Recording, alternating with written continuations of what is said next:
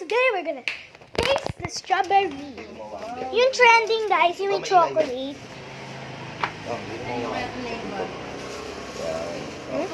Okay. So, guys, ayan. Guys, ayan yung strawberry, guys. Ayan. Tapos, Didip natin yan. lahat. Masarap na yan lahat daw eh.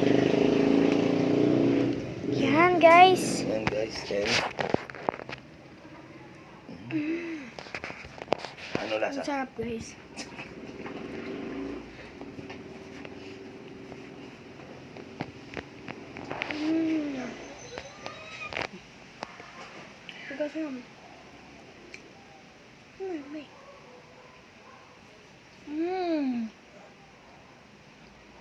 Fantastic and juicy.